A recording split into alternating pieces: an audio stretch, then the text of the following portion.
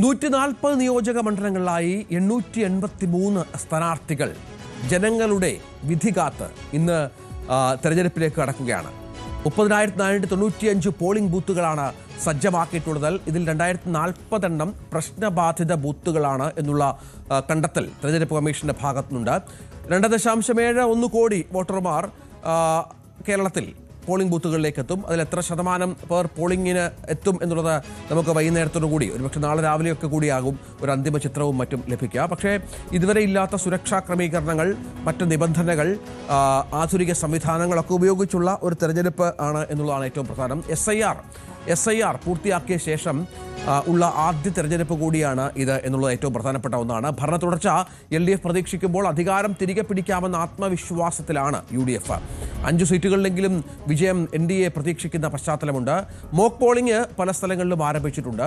VV അരുണുണ്ട്, ഏറ്റവും പുതിയ വിവരങ്ങളുമായി നവമിയുണ്ട്, ഒപ്പം അനീഷ് കോഴിക്കോട്ട് നിന്ന് ചേരും, ആജ്ഞാ രവീന്ദ്രനുണ്ട്, ശരണ്യ സ്നേഹജനുണ്ട്, ഡാനി പോളുണ്ട്, ഡാൻ കുര്യനുണ്ട്, സാരംഗ് സുധാകരൻ ചേരും. വിവിധ VIPകളും സ്ഥാനാർത്ഥികളുമൊക്കെ വോട്ട് ചെയ്യാൻ പോകുന്നുണ്ട്. 7 മണി മുതൽ തന്നെ വോട്ടിംഗ് ആരംഭിക്കും. മോഹൻലാൽ അടക്കമുള്ള പ്രമുഖർ 7 മണിക്ക് തന്നെ വോട്ടിങ്ങിന് എത്തുമെന്നാണ് ഇപ്പോൾ വോട്ട് ചെയ്യാൻ എത്തുമെന്നാണ് ഇപ്പോൾ ലഭിക്കുന്ന വിവരം. ഏറ്റവും ആദ്യം VV അരുണിലേക്ക് ചേരണം. അരുണ്, ഇപ്പോൾ നമുക്കറിയാം ഏറ്റവും ഒടുവിൽ വന്നത് പൂഞ്ഞാറിലെയും പാലക്കാട്ടെയും കോഴ വിവാദമാണ്.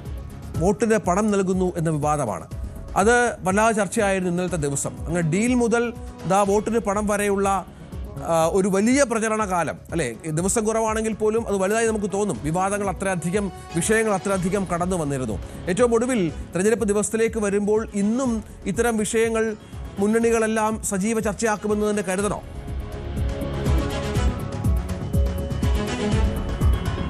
തീർച്ചയായിട്ടും ഏറ്റവും പ്രധാനപ്പെട്ട ഒരു തെരഞ്ഞെടുപ്പ്, ഏറ്റവും നിർണായകമായ 3 മുന്നണികൾക്കും ഏറ്റവും നിർണായകമായ തെരഞ്ഞെടുപ്പ്. തുടർഭരണത്തിൽ തുടർച്ച കൊണ്ടുവരാൻ ഹാട്രിക് വിജയ സ്വപ്നവുമായി ഇടതുമുന്നണി പ്രചരണ രംഗത്ത് ഉണ്ട്. അതുപോലെ UDF-നാകട്ടെ ഇത്തവണ ഒരു തിരിച്ചുവരവില്ലെങ്കിൽ ഇനി ഒരിക്കലുമില്ല എന്ന ഒരു തിരിച്ചറിവിൽ നിന്നുള്ള ഒരു പ്രചരണമാണ് UDF-ന്റെ ഭാഗത്തുണ്ട്. അത് BJP എപ്പോഴും തങ്ങൾ ശക്തി കാണിക്കുമെന്ന് പറയുമ്പോഴും കഴിഞ്ഞ തവണ 2016 തുറന്ന അക്കൗണ്ട് പോലും പിന്നീട് പൂട്ടിപ്പോകേണ്ട അവസ്ഥ 2021 അതിൽ ഇത്തവണ മാറ്റം വരുത്തും. നിർണായക ശക്തി 1-2 സീറ്റുകൾ വിജയിക്കുകയല്ല, പക്ഷേ ഭരണ സംവിധാനത്തെ തീരുമാനിക്കാനുള്ള നിർണായക ശക്തിയായി മാറുമെന്നാണ് BJP-യുടെ അവകാശവാദം. അങ്ങനെ 3 മുന്നണികൾക്കും ഏറ്റവും പ്രധാനപ്പെട്ട ഒരു തെരഞ്ഞെടുപ്പ്. മാത്രമല്ല ഇവിടെ മോക്ക് പോളിംഗ് അടക്കമുള്ള നടപടികൾ ഇതിനകം ആരംഭിച്ചു കഴിഞ്ഞു. ഞാൻ കരിക്കകം സ്കൂളിലാണ് ഉള്ളത്. ഇവിടെയൊക്കെ മോക്ക് പോളിംഗ് നടക്കുകയാണ്. രാഷ്ട്രീയ പാർട്ടി പ്രതിനിധികളും തെരഞ്ഞെടുപ്പ് ഉദ്യോഗസ്ഥരും ഒക്കെ ഉണ്ട്. വളരെ സൂക്ഷ്മമായാണ് തെരഞ്ഞെടുപ്പ് കമ്മീഷൻ ഓരോ നടപടിക്രമങ്ങളും ഇത്തവണ വിലയിരുത്തുന്നത്. അത്രയധികം വീറും വാശിയുമുണ്ട്.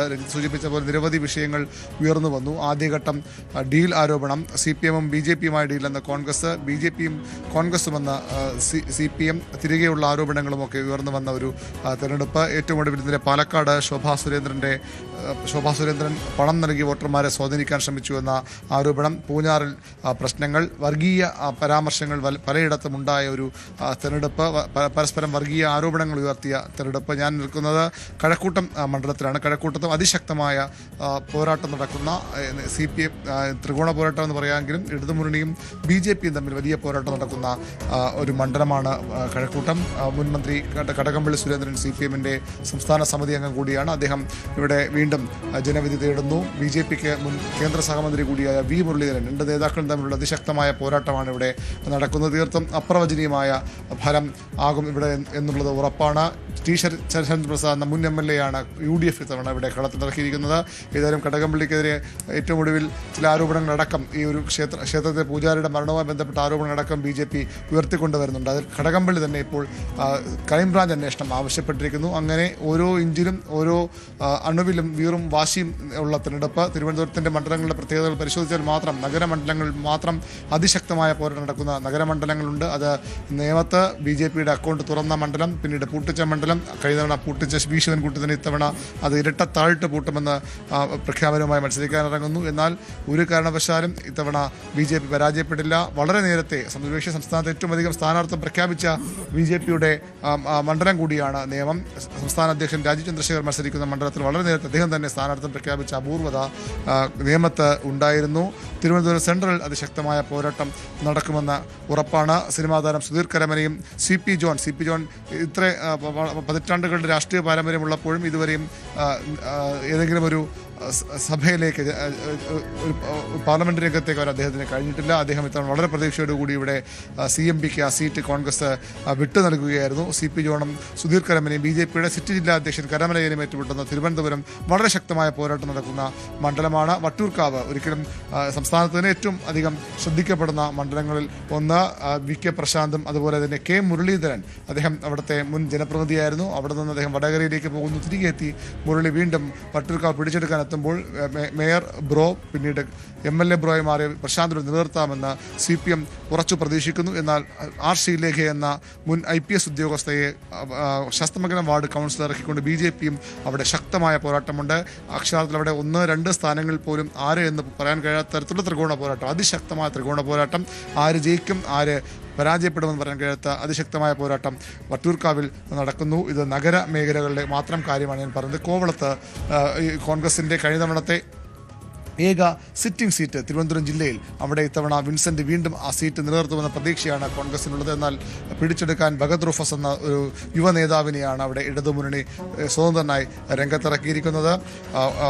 അരുവിക്കരയിൽ VS ശിവകുമാർ, മുൻ ആരോഗ്യമന്ത്രി കൂടിയ VS ശിവകുമാർ ഇത്തവണ അരുവിക്കരയിലാണ് ഭാഗ്യപരീക്ഷണത്തിൽ ഒരുങ്ങുന്നത്. അവിടെ G സ്റ്റീഫനെതിരെ അതിശക്തമായ പോരാട്ടം ഇതിനകം ശിവകുമാറിനെ കാഴ്ചവെക്കാൻ കഴിഞ്ഞിട്ടുണ്ട്. നെയ്യാറ്റിൻകരയാണ് UDFന് പ്രതീക്ഷയുള്ള മറ്റൊരു മണ്ഡലം. N ശക്തൻ എന്ന മുൻ ഡെപ്യൂട്ടി സ്പീക്കർ രംഗത്തിറക്കിക്കൊണ്ട് നിലവിലെ MLA ആൻസലിനെതിരെ വളരെ ശക്തമായ പോരാട്ടം അവിടെയും നടക്കുന്നുണ്ട്. അവിടെയും ഒരുപക്ഷേ ഭാഗ്യനിർഭാഗ്യങ്ങൾ മാറി മറിയുന്ന ഒരു തെരഞ്ഞെടുപ്പായി മാറാം. കാട്ടാക്കടയിൽ ഒരു പുതുമുഖ സ്ഥാനാർത്ഥി ഇറക്കിക്കൊണ്ടാണ് UDF 2 തവണ തുടർച്ചയായി ജയിച്ച IB സതീഷിന് വലിയ വെല്ലുവിളി ഉയർത്തുന്നത്. അങ്ങനെ വർക്കല കഹാർ എന്ന അവിടുത്തെ മുൻ MLA രംഗത്തിറക്കിക്കൊണ്ട് CPMന്റെ സംസ്ഥാന കമ്മിറ്റി അംഗം കൂടിയായ മുൻ ജില്ലാ സെക്രട്ടറി കൂടിയായ V ജോയിക്ക് അതിശക്തമായ വെല്ലുവിളി ഉയർത്തുകയാണ് കഹാർ. അങ്ങനെ വർക്കല ആ രീതിയിൽ വളരെ ശക്തമായ പോരാട്ടം. ചിറയൻകീഴിൽ രമ്യ ഹരിദാസിന്റെ സാന്നിധ്യമാണ് അവിടുത്തെ പോരാട്ടത്തെ വളരെ പ്രത്യേകത ഉള്ളതാക്കുന്നത്. അവിടെയും അതിശക്തമായ പോരാട്ടം നടക്കുന്നു. ഇടതുമുന്നണിക്ക് സ്വാഭാവികമായും വലിയ മേൽക്കൈയുള്ള ഒരു മണ്ഡലമാണ് ചിറയൻകീഴ്. പക്ഷേ രമ്യ ഹരിദാസിന്റെ വരവ് അവിടെ കാര്യങ്ങൾ മാറ്റിമറിക്കുമെന്ന പ്രതീക്ഷയാണ് UDF കേന്ദ്രങ്ങളിൽ ഉണ്ടാക്കിയിട്ടുള്ളത്. അതുപോലെ തന്നെയാണ് വാമനപുരത്ത് ഒരു യുവ നേതാവിനെ ഇറക്കിയാണ് CPM കോട്ട പൊളിക്കാൻ ഇത്തവണ അവിടെ DK മുന്നേ പരാജയപ്പെടുത്താൻ UDF വലിയ ശ്രമങ്ങൾ നടത്തുന്നത്. അങ്ങനെ ഓരോ മണ്ഡലം ആറ്റെങ്കിലും ഒക്കെ ആ രീതിയിൽ ശക്തമായ പോരാട്ടം നടക്കുന്ന മണ്ഡലങ്ങളാണ്. അങ്ങനെ അതിശക്തമായ ത്രികോണ മത്സരം നടക്കുന്ന നിരവധി മണ്ഡലങ്ങളുള്ള തിരുവനന്തപുരം സംസ്ഥാന രാഷ്ട്രീയത്തിലും ഏറ്റവും നിർണായകമായ തെരഞ്ഞെടുപ്പ്.